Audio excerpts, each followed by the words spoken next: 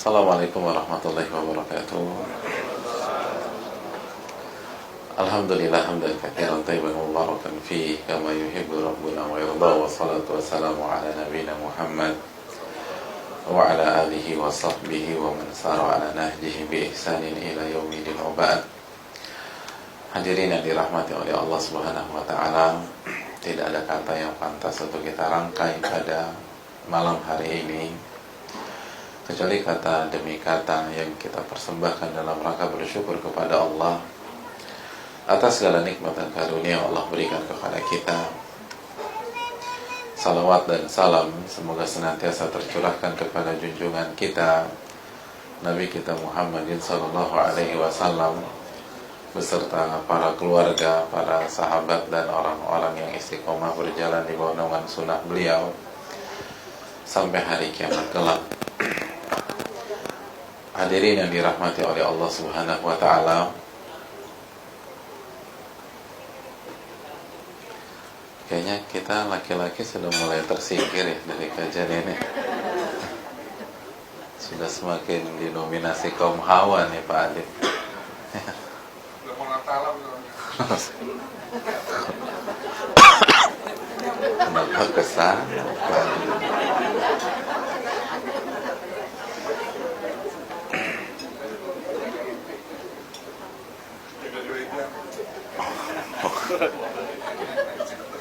Iya. Biasanya di sini masih daerah kekuasaan para Adam, tapi sekarang udah berbeda ya. Iya. Hadirin yang dirahmati oleh Allah Subhanahu wa taala, pada kesempatan kali ini kita akan mengangkat salah satu kalamullah, salah satu firman Allah Subhanahu wa taala yang Allah firmankan di dalam surat Muhammad ayat 31, saat Allah Subhanahu wa taala berfirman, "Walanabluwannakum hatta na'lama al-mujahidina minkum was-sabirin wa nabluwa akhbarakum." Allah Subhanahu wa taala menyatakan, sungguh kami pasti akan menguji kalian sampai terbukti siapa di antara kalian yang bersungguh-sungguh, yang berjihad di atas kebenaran, dan siapa di antara kalian yang bersabar. Dan kita pasti, atau kami pasti akan menguji khobar-khobar kalian. Hadirin yang dirahmati oleh Allah Subhanahu wa taala, ini ayat perlu kita hadirkan di hadapan pelupuk mata kita, karena Allah sedang menjelaskan sebuah sunnatullah, sebuah sunnah kehidupan,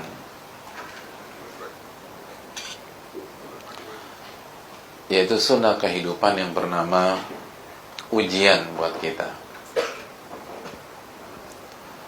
Hadirin yang dirahmati oleh Allah Subhanahu wa taala, ada banyak hikmah yang bisa kita petik dari ayat ini. Dan di menit-menit berikutnya kita akan pelan-pelan kita bahas sesuai dengan keterbatasan dan kekurangan kita.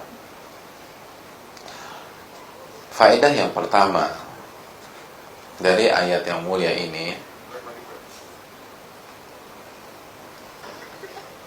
ayat ini menjelaskan kepada kita, hadirin, bahwa Allah pasti akan menguji kita. Pasti itu. Yang belajar bahasa Arab pasti tahu nih ayat, nih kata itu didukung oleh lam. Walanabluwannakum, ada lam, ada nun tasydid. Itu dua-duanya untuk menegaskan dan memastikan pasti kita akan uji kalian. Dan ini diperkuat oleh sabda Nabi SAW ketika Nabi dalam hadis Tirmidzi menjelaskan dan memvisualisasikan kehidupan itu ibarat sebuah kotak persegi panjang. Lalu Nabi buat garis kecil, garis kecil, garis kecil, garis kecil, yang ternyata tidak lain garis-garis itu simbol dari ujian, ujian, ujian, dan ujian. Sampai pada anti klimaksnya ujian yang bernama kematian. Jadi kata Nabi, tidaklah seseorang melewati ujian pertama kecuali dia akan berhadapan dengan ujian yang kedua. Selesai ujian yang kedua, dia akan berhadapan dengan ujian yang ketiga. Terus sampai ujian akhir yang bernama kematian. Jadi itu sudah merupakan kepastian. Hidup ini adalah kehidupan yang penuh dengan ujian dan masalah. Jadi ujian dan masalah. Makanya gak heran wajah-wajah yang hadir pun adalah wajah-wajah yang banyak masalah. Itu wajah. Jadi gak usah bingung. Ini ayatnya. Gak usah bingung, gak usah baper. Itu poin. Gak ada hari tanpa ujian. Pasti ada ujian.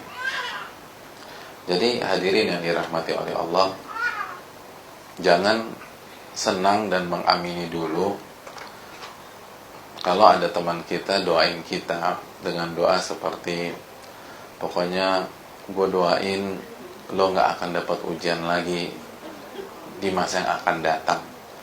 Nah itu jangan diaminin, karena artinya dia doain kita mati hari ini gitu. Karena kalau gak ada ujian mati. Jadi, amin ya, lo emang teman gue yang paling baik. Lo kan didoain mati kok dibilang baik. Mati nih mas. Kalau nggak ada ujian mati nih orang. Namanya ujian, namanya hidup itu pasti ada ujian. Nggak mungkin nggak ada ujian. Jadi kita pasti akan mendapatkan ujian. Dan inilah filosofi dari dunia. Ini adalah konsep dari dunia. Makanya seorang mukmin yang mengerti benar Al-Quranul Karim dan hadis Nabi SAW itu enggak shock ketika menghadapi ujian, enggak drop. Al-Imam Ibnul Qayyim, pernah dengar nama itu? Al-Imam Ibnul Qayyim itu mengatakan bahwa hendaknya seorang mukmin menghadapi ujian itu seperti dia menghadapi musim panas dan musim dingin. Gitu. Menghadapi musim panas dan musim dingin.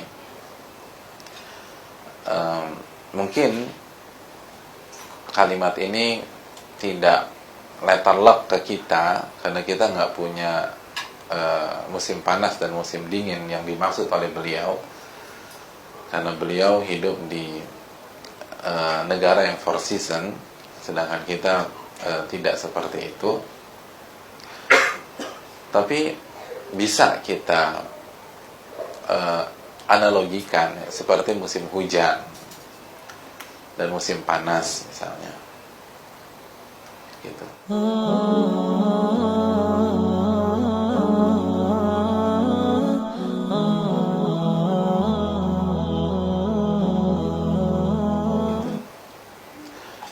Hadirin, nggak ada orang Jakarta yang shock ketika hujan turun gitu loh, atau panik dengan lebaynya, nggak ada gitu. Dan nggak ada juga orang yang deg-degan ketika sudah mendung dan hujan mulai turun rintik-rintik, kecuali mungkin dia punya event di tempat terbuka atau outdoor. Tapi secara umum orang biasa aja. Begitu juga orang biasa masuk ke musim dingin dan musim kemarau, dan nggak aneh. Justru yang aneh ketika kita melewati sebuah tahun di negara yang four season, tapi pas tahun itu musim dinginnya cuti gitu loh. Handphone siapa ya gitu? Handphone saya, ya Allah. Tenang.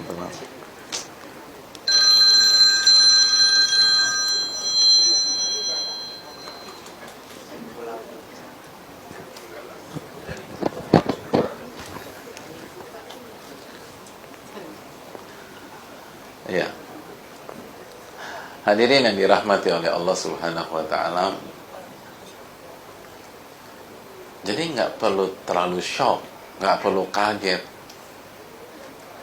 nggak usah heboh. Gue nggak nyangka lo kayak begini, nggak perlu. Ujian itu normal.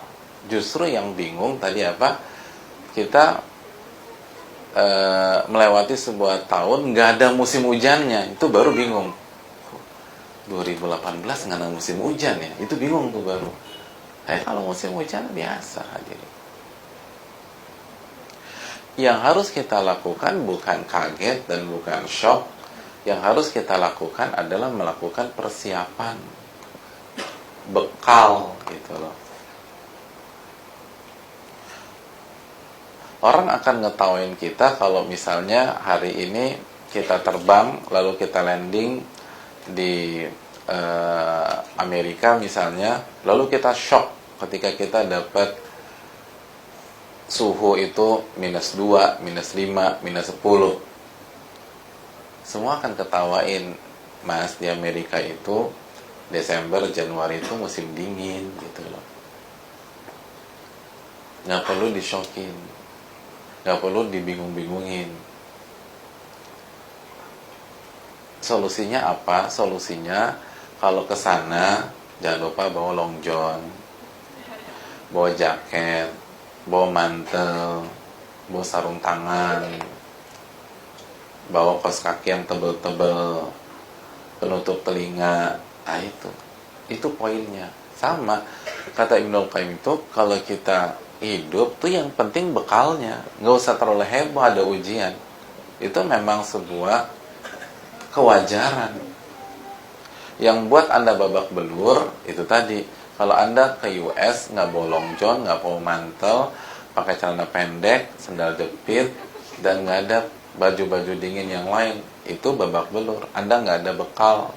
Sama hidup juga gitu. Anda akan babak belur kalau Anda jalani hidup nggak ada persiapan, nggak ada ilmu, nggak ada ibadah. Anda akan babak belur tuh hadirin. Jadi ujian itu sebuah keniscayaan. Bahkan hadirin sekalian, ujian itu sangat positif bagi orang-orang beriman. Karena Nabi SAW bersabda, Innallaha idza ahabba qauman ibtalahum. Allah itu kalau sayang sama sebuah kaum, Allah akan uji kaum tersebut. Jadi ini positif, nggak usah terlalu heboh. Dan yang namanya ujian itu memang soalnya unpredictable tuh biasa hadirin. Jadi biasa. Justru kalau soalnya udah ketebak semua, itu kursus gitu loh. Itu persiapan UMPTN tuh mungkin masih bisa ketebak. Tapi kalau ujian realnya unpredictable, kita hanya bisa persiapan secara umum, dan tapi kita nggak tahu di bab apa itu ujian keluar. Sama hidup juga demikian. Yang penting kita persiapan matang, tapi kita nggak tahu di bab dan kotak yang mana ujian itu diberikan. Ada orang di kotak keluarga, lebih spesifik lagi pasangannya. Ada orang anaknya kena. Ada orang mertuanya, dia harus berhadapan dengan mertua. Ada orang harus berhadapan dengan suaminya. Betul nggak Ibu? Ya. Tapi jangan dalam-dalam jawabnya, biasa aja. Nanti jadi tersangka Ibu.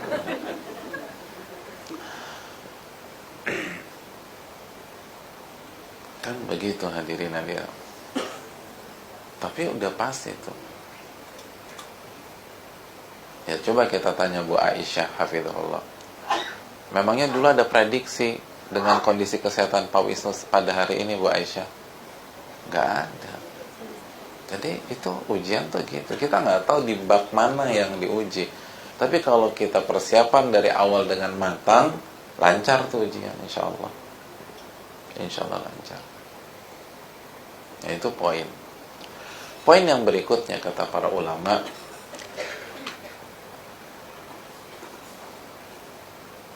sampai kapan tuh ujian datang? Nah, Allah mengatakan hatta na'lamal mujahidina minkum wassabirin. Kami pasti akan menguji kalian sampai terbukti siapa orang-orang yang bersungguh-sungguh dalam berjuang. Bahkan diksi atau kata yang Allah pilih adalah mujahidin. Dan ulama tafsir ketika membawakan ayat ini, banyak diantara mereka mengatakan jihad di sini adalah jihad secara umum. Artinya berjuang secara totalitas. Digunakan diksi jihad karena berjuangnya harus 1000%. Karena kalau kita ditaruh di medan jihad, maka kita nggak akan keluarkan kemampuan hanya 95 atau 96%. Kita kasih 1000% tuh. Karena kalau nggak mati. Nah, begitu juga dalam kita menghadapi ujian-ujian keseharian. Allah tuh pengen kalau kita diuji, kita berjuang 1000% untuk ujian tersebut. Dihadapi dengan serius gitu loh. Berusaha berjalan di atas relnya. Sabar kata Allah. Untuk buktikan itu aja. Bener gak sabar? Bener gak mau all out gitu loh. Dan kita dituntut harus berjuang secara all out. Makanya sering kali misalnya dalam case masalah keluarga dan angka perceraian di Indonesia itu semakin memprihatinkan. 2017 saja angkanya sudah 18,8% perceraian. Makanya banyak pembicara membulatkan angka perceraian itu kurang lebih 20%. 20%. Jadi setiap ada 10 yang nikah, 2 cerai. 2 cerai gitu. Hari Ahad depan kita dapat undangan 10 undangan, nih kayaknya 2 nih cerai nih. Ya nggak juga begitu kan. Skupnya nggak hanya 10 yang punya kenalan kita, tapi secara umum gitu loh, jangan gitu juga. Ini aku punya undangan 10, mana yang cerai kira-kira? Jangan. Karena ini secara umum, bukan skup kita aja. Tapi itu kenyataannya hadirin. Nah, banyak pihak konsul dan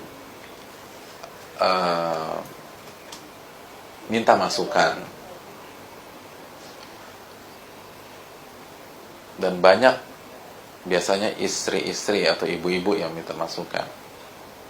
Karena dari angka segitu, mayoritas itu data hari ini, itu khulu, gugat cerai dari pihak istri. Ya istrinya, suaminya beginilah gitu loh. Ada yang nggak kerja lah, ada yang selingkuh lah gitu loh. Ada yang main belakang lah, ada yang main depan lah. Kan wanita kan serba salah bapak-bapak. Main belakang salah, main depan juga salah. Saya juga bingung itu, ya Allah.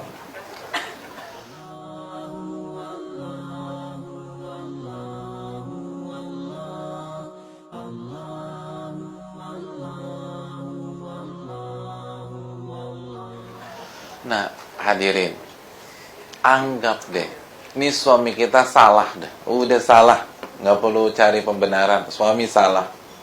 Atau sebaliknya, istri kita udah salah udah, Terus nanya, boleh nggak saya minta cerai? Itu secara fikih, kalau kita bicara, jawabannya boleh, misalnya. Tapi pertanyaannya, sebelum Anda masuk ke pintu perceraian, coba tanya diri Anda deh. Anda sudah memperjuangkan pernikahan ini 1000% belum? Anda udah all out apa enggak? Anda udah jungkir balik memperjuangkannya atau belum? Mayoritas belum. Mayoritas karena kecewa, bukan karena telah berjuang 1000%. Mayoritas karena sakit hati, bukan karena telah berjuang 1000%. Bukan. Mayoritas karena merasa tidak dihargai. Saya pemimpin Pak Ustadz, tapi saya diinjak-injak sama istri saya. Loh, kan? Berarti kan baper hadirin. Karena merasa harga dirinya dijatuhkan oleh istri. Istrinya juga bilang gitu, saya merasa nggak dihargai oleh suami saya Pak Ustadz. Tuh kan. Jadi kecewa, bukan karena fight. Maka wajar tipe-tipe yang seperti ini akan mendapatkan kegagalan di kehidupannya berikutnya. Kenapa? Karena nggak akan selesai tuh. Kan Allah bilang, kami akan uji kalian sampai terbukti. Buktiin dulu sama Allah. Kita berjuang 1000%. Kalau enggak. Jadi kita harus tanggalkan dulu emosi kita. Kita harus tanggalkan dulu gengsi kita. Kita harus tanggalkan dulu harga diri kita. Anda harus berjuang 1000%. Gitu. Yang namanya, kan makanya mengatakan mujahidin. Yang namanya di jihad udah nggak ngemain gengsi-gengsian lagi. Nggak ada udah. Itu totalitas berjuang. Nah, pertanyaannya udah belum tuh? Mayoritas belum. Karena apa? Karena nafsu. Karena apa? Karena emosi. Dan jangan berharap kita dapat hasil yang terbaik. Tapi Pak Ustadz, aku udah istikharah. Iya, istikharah. Ya sama fulus kan, sama duit. Iya udah doa, tapi kalau ngerem di rumah, kapan dapat duit gitu loh. Gitu aja. Kapan Allah kasih rezeki buat Anda kalau Anda nggak mau berjuang, kalau Anda nggak mau berikhtiar. Koinnya kan gitu hadirin. Ini makanya nih ayat penting banget buat kita. Allah akan uji kalian sampai kalian terbukti totalitas dalam berjuang. Kalau banyak bahasa, sampai kalian ngalamin kondisi kepala di kaki, kaki di kepala gitu. Itu sudah sunnah kehidupan, harus begitu. Di situ baru dapat sensasinya. Di situ kita akan dapat jalan keluar yang terbaik dari Allah. Disitulah Allah akan turunkan keberkahan. Disitulah rahmat Allah meliputi kita. Tapi kalau masih bawa emosi nggak bisa, ya. Susah tuh. Nggak akan dapat. Kalau kasus rumah tangga dia akan cerai. Nanti dia merit lagi kan gitu. Nanti kemungkinan cerai lagi. Karena kan kecewa yang dikedepankan. Karena kan emosi yang ditonjolkan. Ya berat. Anda fight dulu nih. Sampai kapan? Sampai maksimal. Dan sering kali bilang, sampai kapan saya harus bersabar Pak Ustadz? Hadirin, saya ingin tanya sama kita nih. Solusi itu, jalan keluar itu, yang ngasih siapa? Allah. Ya, yang ngasih Allah tuh. Berarti itu wilayah Allah. Kita ada banyak masalah nih. Itu masalah itu solusinya itu wilayah Allah, Allah yang ngasih. Kalau itu wilayahnya Allah, jangan kita urusin. Semakin kita urusin, semakin pening tuh kepala. Itu urusan Allah. Allah berfirman dalam surat Al-Anbiya ayat 23. La yus'alu amma yaf'alu wa hum yus'alun. Allah nggak ditanya tentang perbuatan dan urusannya. Mereka yang akan ditanya. Allah nggak ditanya. Sampai kapan aku harus berjuang? Ya, itu urusan Allah, Mbak. Jangan ngurus itu. Mendingan Anda ngurus perjuangan Anda dulu aja. Tapi yakinlah Allah akan kasih pertolongan di waktu yang tepat. Gitu, hadirin. Tapi kita ini keburu-buru. Kita itu keburu-buru. Gitu. Jangan urus urusan Allah. Pening. Banyak orang depresi, banyak orang stres karena sok ikut campur urusan Allah. Oh, itu pening tuh hadirin. Pening. Itu bisa gila kita. Makanya banyak yang bipolar, banyak yang stres. Diceraiin suami, stres. Karena apa? Mikir gimana masa depan gua. Masa depan lo tuh urusan Allah, ngapain dipikirin? Ngapain dipikirin? Yang lo harus pikirin urusan lo tuh. Lo udah sholat belum? Udah tobat belum? Udah istighfar apa belum? Udah sujud belum? Udah datang ke kajian apa belum? Nah, itu urusan Anda. Kok ngurus urusan Allah? Oh, capek hadirin. Capek.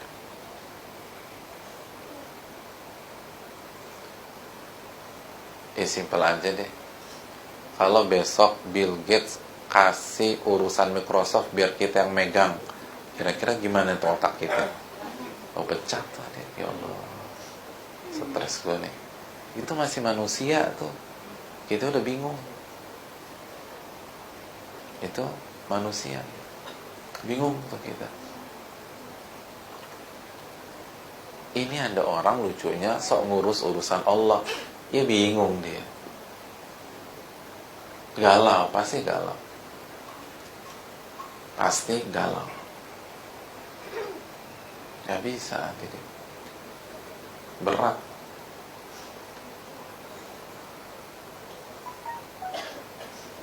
Oh, bapak-bapak aja kalau sholat Jumat, waktu Jumat tinggal 5 menit lagi, terus khotibnya minta kita gantiin dia, bingung kita tuh. Ya Allah, oh pening tuh dia. Itu baru ngurus urusan khotib. Dan khotbah Jumat cuma 20 menit. Pak, saya udah 30 tahun jadi khotib, gantian, saya pengen jadi makmum, bapak yang jadi khotib. Oh, itu pening tuh hadirin. Bingung. Itu hafalan yang cuman model trikul aja bisa muak tuh di atas mimbar. Iya. Hafalan kita kan cuma kulhu, qul a'udzu birabbil falaq, qul a'udzu binnas. Itu aja bisa muak tuh. Grogi kita, bingung kita. Jadi jangan urus urusan orang. Kalau itu konsep kita, kan kita sering bilang, lo jangan urus urusan orang, urus diri lo sendiri. Nah, kok bisa ada orang tuh sibuk ngurus urusan Allah? Tugas Anda berjuang, bukan ribetin kapan datang pertolongan. Tugas kita sebagai suami mendidik istri dan anak-anak, bukan ngurusin kapan istri gua, anak gua berubah. Itu udah urusan Allah. Gitu. Tugas ibu-ibu jadi istri yang baik, ngarahin suami, bukan ngurus kapan suami gua royal ke gua, gitu loh. Pak Ustadz, aku udah capek Pak Ustadz, 5 tahun terus suamiku selalu suruh aku zuhud, uang belanja minim. Itu urusan Allah deh. Kita tuh nikmatin aja mau suami kasih.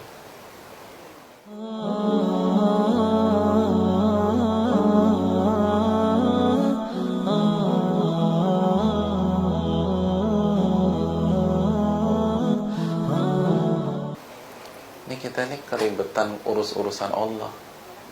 Urusan kita terbengkalai. Urusan kita nggak karu-karuan. Kan gitu.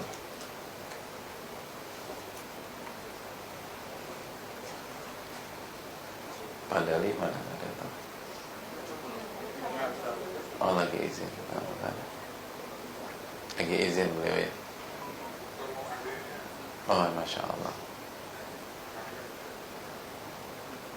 Tadinya mau nanya sama beliau, kalau Buffon udah ngurus urusan Neymar gimana jadinya tuh? Itu sama-sama di PSG kalau nggak salah, Monaco tuh. Jadi pada kiper urus-urusan striker tuh berantakan tuh. Habis deh, nggak karu-karuan. Kiper urus urusan dia, striker urus urusan dia, ketemu tuh. Urusan kita berjuang, berdoa, minta yang terbaik. Jangan nanya-nanya urusan Allah. La yus'alu amma yaf'al. Allah udah kasih tuh garis. Allah nggak ditanya tentang urusannya. Kalian jangan nanya-nanya, kata Allah. Karena kalian yang ditanya, bukan Allah yang ditanya. Kan kita bisa so-soan di dunia, coba di akhirat berani nanya gitu. Kan pada mingkem semua. Iya gitu. Kan gitu hadirin sekalian. Jadi tugas kita berjuang, sabar gitu. Berjuang, sabar. Sampai kapan gak usah dipikirin. Pasti ada hikmah. Pasti ada hikmah. Hadirin yang dirahmati oleh Allah Subhanahu wa ta'ala.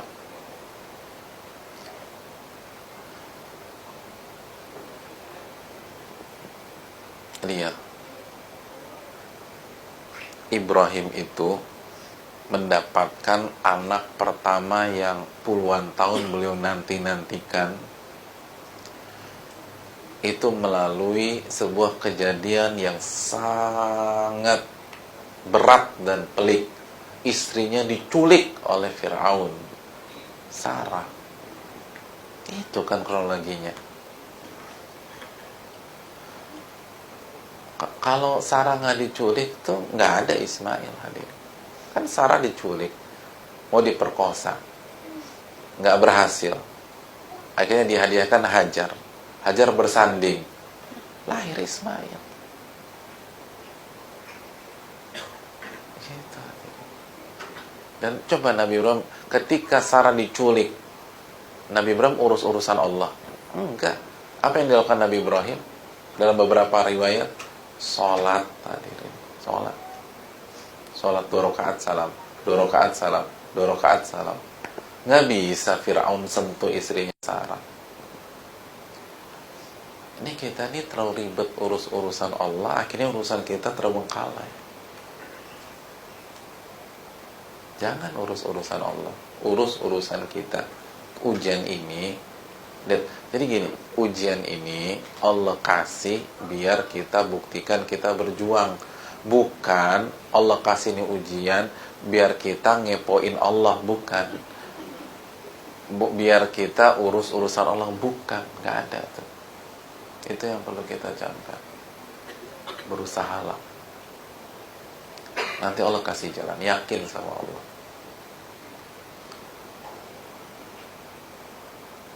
Ini yang perlu kita camkan hadirin.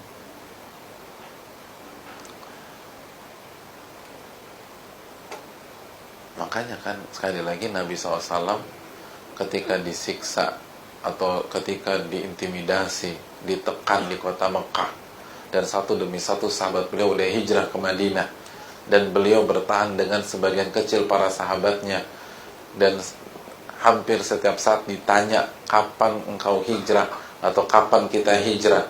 Nabi simpel, jawabannya apa? Lam umar bil hijrah. Aku belum diperintahkan untuk berhijrah. Gitu. Nah, nanya kapan ya? Aku juga bingung nih. Kenapa Allah nggak suruh aku hijrah? Kita udah berat di sini. Enggak curcol begitu. Berjuang. Allah kasih ujian untuk apa? Untuk kita berjuang secara all out. Itu poin. Nah makanya nih, mumpung ada ibu juga, Allah, ayatnya kan Allah uji kita agar kita apa ibu? Berjuang, bukan curhat. Kadang-kadang kita kebanyakan curhat tuh, semua diceritain. Siap, memang ada ayatnya, wala nabluwannakum hatta, apa curhat itu bahasa Arabnya? Itu curhat ya.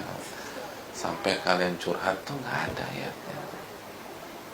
Kenapa kebanyakan ngomong, cerita sana, cerita sini, tapi actionnya nonsense.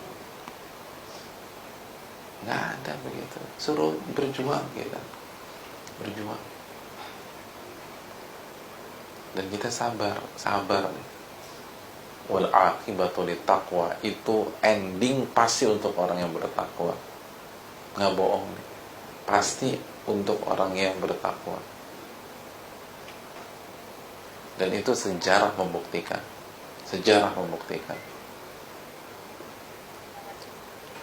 Siapa orang berpikir Fir'aun terhempas dan mati di hadapan Nabi Musa? Oh, Nabi Musa yang kabur. Yang kabur siapa hadirin? Nabi Musa. Yang ngejar Fir'aun.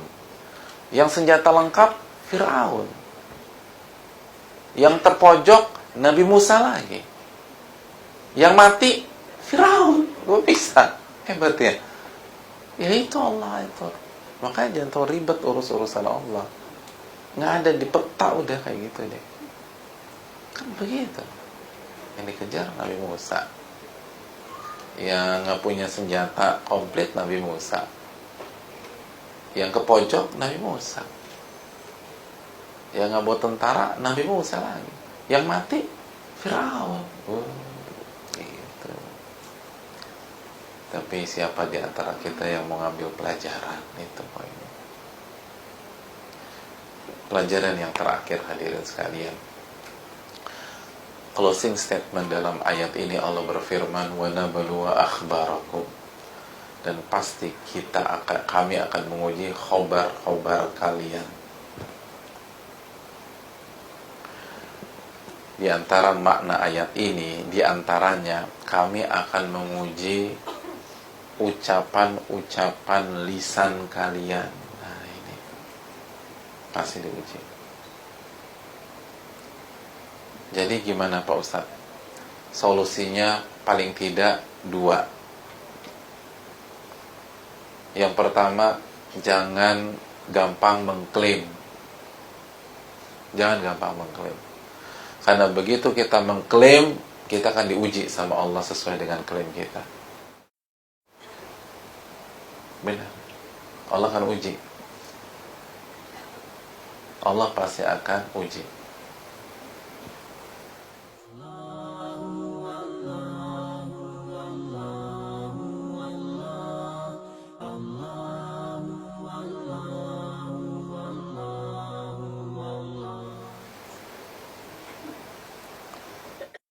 Ini kita banyak mengklaim.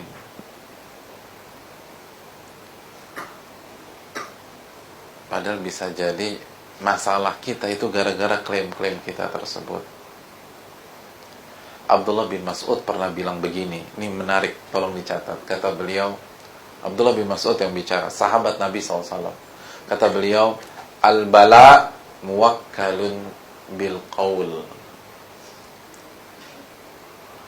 Banyaknya musibah yang kita hadapi seringkali berkaitan dengan ucapan-ucapan kita. Ucapan-ucapan kita.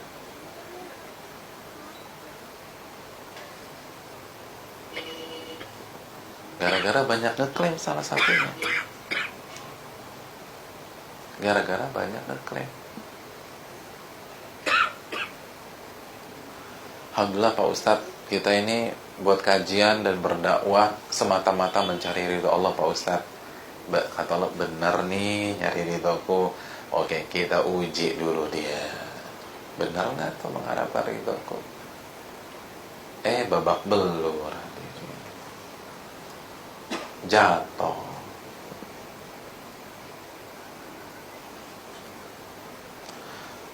Pak, jalanin ini yang sabar ya Pak. Ya pasti Pak Ustadz. Benar, pasti kata Allah. Kita uji dia, kita kasih ujian yang lebih ribet lagi. Benar nggak sabar tuh? Kejadian deh. Kejadian.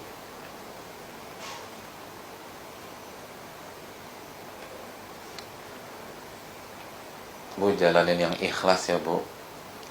Pak Ustadz, kalau aku nggak ikhlas, udah dari dulu aku jatuh.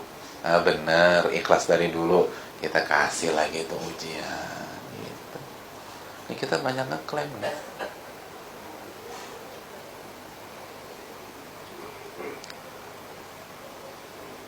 Mas, aku ini selama ini menjadi istri ini untuk kamu dan anak-anak loh Mas. Benar, untuk kamu, suami, anak-anak, kita kasih lagi ujian. 5 menit setelah itu baru bilang, aku udah capek Mas, aku udah capek. Katanya buat istri dan suami dan anak-anak. 5 menit kemudian capek. Gimana sih? Berarti kan bukan buat suami dan anak-anak, buat ego. Begitu hak yang gak dikasih, capek. Siapa suruh ngeklaim? Siapa suruh ngeklaim? Semakin kita ngeklaim, semakin banyak tuh ujian. Gitu aja udah. Itu udah kaedah. Kan ini didukung surat Al-Ankabut ayat 2. Apa kata Allah? Ahasiban nas an yutraku an yaqulu amanna wa hum la yuftanun. Emangnya manusia berpikir mereka akan dibiarkan begitu saja mengklaim saya atau kami beriman, sedangkan mereka nggak diuji sama Allah? Kita uji dia. Biar apa? Baca ayat berikutnya. Fala ya'lamannallahu alladhina shadaqu wa la ya'lamannal kadhibin. Biar ketahuan mana yang jujur, mana yang bohong gitu. Jadi kalau kita suka mengklaim ikhlas, kena diuji keikhlasan. Tambah berat lagi. Emangnya kalau kita nggak mklaim diuji, tapi kalau udah klaim, tambah seru ujiannya. Tambah roller coaster ujiannya. Kan Anda nggak klaim. Anda yang ngundang tuh ujian.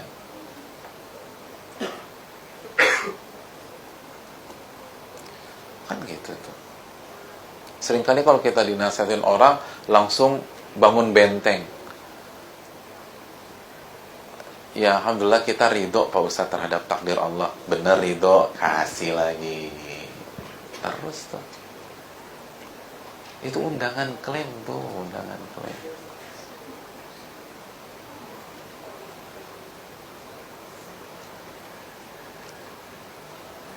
Gimana, kamu nggak apa-apa? Nggak, aku kuat kok ngadepin ini. Aku kuat. Oh kuat, kasih beban lagi. Kan bilang kuat. Kasih terus. Gitu lah. Jadi semakin kita klaim, dikasih tuh sama Allah. Dikasih.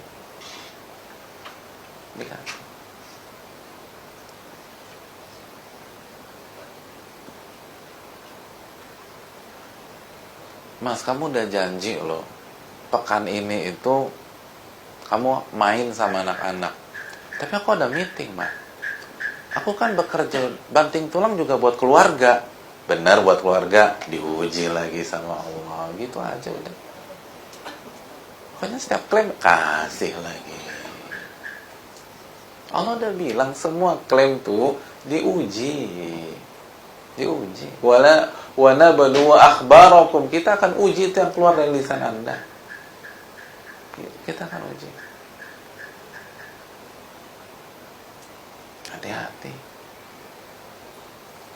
Hati-hati, jangan sampai makanya ini kan bahasa pergaulan apa sih?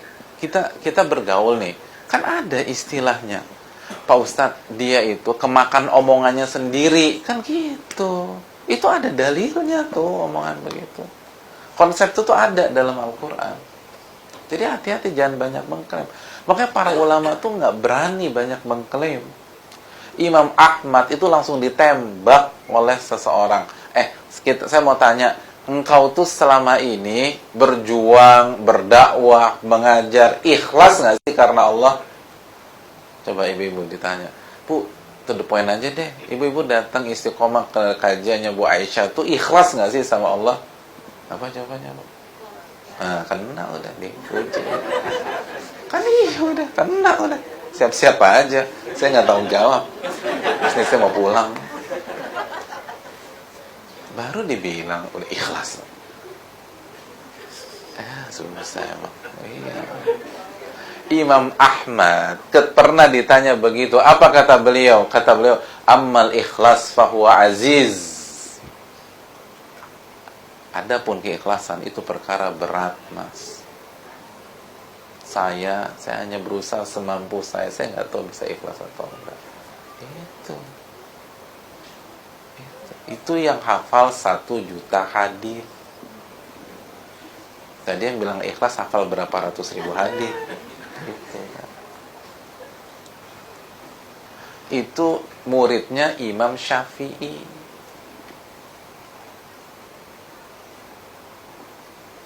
Itu gak berani mengklaim tuh. Karena tahu konsepnya. Begitu klaim, kena diuji sama Allah Subhanahu wa taala. Diam aja. Iya, diam aja. Tapi bisa nggak tuh mulut dimingkemin? Kan susah. Ini kan mulut paling susah diatur nih setelah hati. Kecuali yang diberikan taufik oleh Allah Subhanahu wa ta'ala. Pokoknya jangan gampang mengklaim, itu poinnya. Habis kita kalau banyak mengklaim. Jangan. Dan ini iman kepada nama-nama dan sifat Allah. Anda mengklaim, emang Anda lupa tuh klaiman Anda didengar oleh As-Sami' yang Maha mendengar.